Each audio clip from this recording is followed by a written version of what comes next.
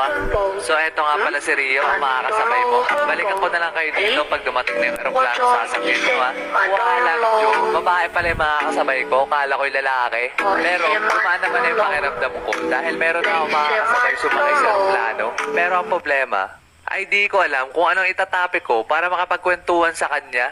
Noong mga panahon pa naman na yun, ay puro pagdodota at paglalaro sa labas ng bahay ang inaatupag ko. At halata na din sa itsura ng kasama ko na wala siyang interes sa mga ganong klaseng bagay.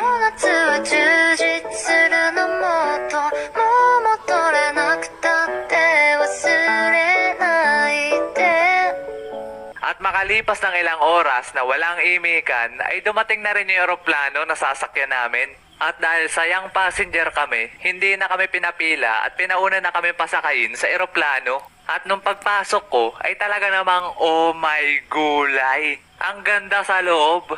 At pagkatapos nun ay hinatid na kami ng flight attendant sa aming upuan. Ang pwesto ko ay nasa tabing bintana, tapos siya naman ay naalo sa kabilang row. At nung nakapasok na ang lahat at nakaupo na sila sa kanilang pwesto, ay nagsimula ng umandar yung eroplano.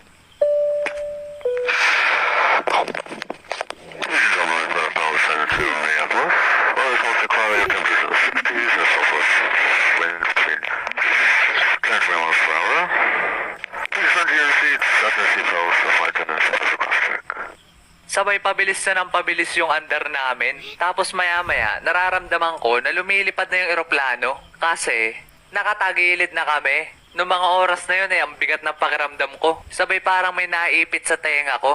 Alam nyo ba yung pakiramdam sa ting nasisit kayo sa malalim pag naligo kayong swimming pool?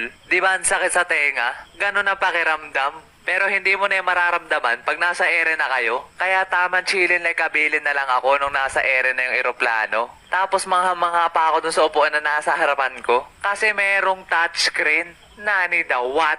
Pwede ka maglaro dun o kaya naman manood ng pelikula. Pero ang pinaka-the best talaga dun mga repa ay merong libreng pagkain. Literal na nasa heaven ako.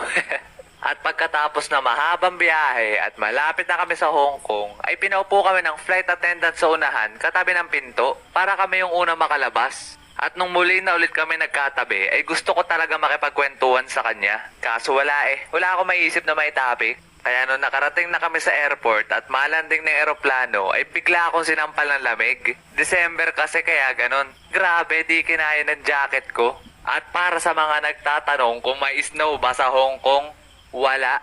Kala ko anong una meron. Kaso wala. Tapos nung lumanding na kami at binuksan na ang pinto, ay may sumalubong sa amin na babaeng Chinese. Siya mag-a-assist sa amin sa loob ng airport doon sa